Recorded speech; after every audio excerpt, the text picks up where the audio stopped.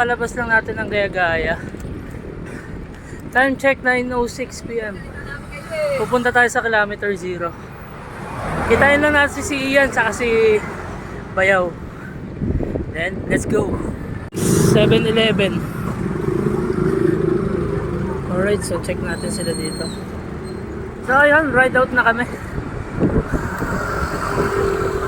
Papunta na kami ng Caloocan. Hindi, nasa Caloocan na pala kami. Papunta na kami QC.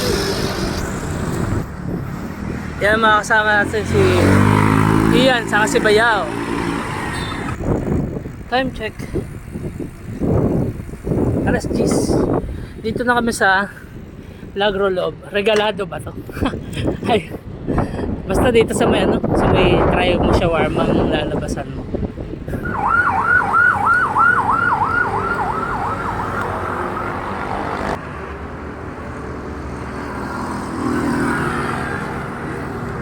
Alright, ride out na ulit.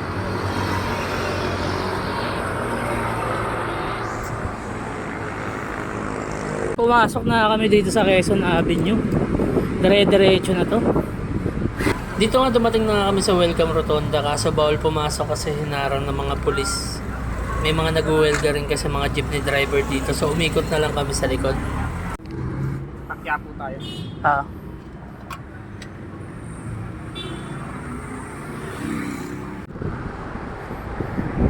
UST.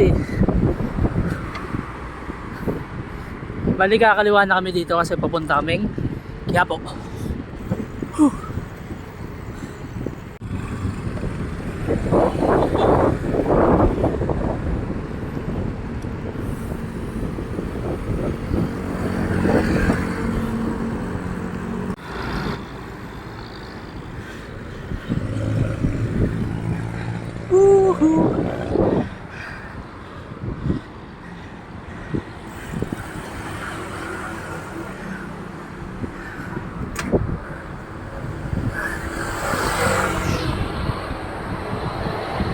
Dito na tayo sa Manila.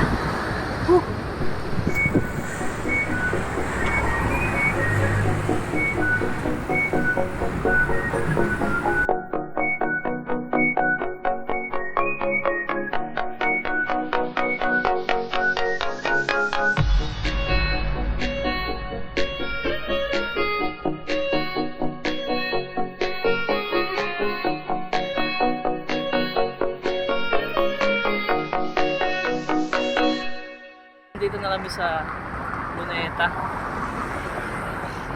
Yes. Siyempre, pagdating namin dito sa kilometer 0, konting picture-picture muna, solo, then groupie, ganyan-ganyan. Dito sa lugar na to, kadalasan nag-i-start yung mga siklista. Dumadaan muna sila dito pag may mga long ride sila. Kaya lalapit ha, naka-video kayo. Naka-video kayo ha. So yun, di na kami nakapasok. Bawal na. So yun, dahil hindi kami nakapasok ng Luneta, napagkasundoan namin na rumekta na lang kami ng MOA. Galing nga sa Luneta, dinare-diretso namin yung Rojas Boulevard papunta dito sa MOA. Tapos nag-stop over na nga rin kami dito sa Tulay kasi may nakita kaming ito, may bangka dito. Ang ganda-ganda. So yun na, dito na kami sa MOA, kaso hindi siya may ilaw. Walang ilaw ang mundo ko kasi hindi kita kasama, mami. Ayun oh. Kita nyo ba? Ngayon kami uwi na. Paalam MOA. Eto nga, nag-EDSA na nga kami. Tapos sakto dito sa Top Avenue nakita namin to nagtitinda ng siomay. Ito yung mga siomay dati na yung uubos kami 50. So ngayon dito na kami sa EDSA. Kakalagpas lang namin ang Top Avenue. Mas pinili namin dito para loop talaga, di ba? At narating na nga namin ang East Avenue. Ay.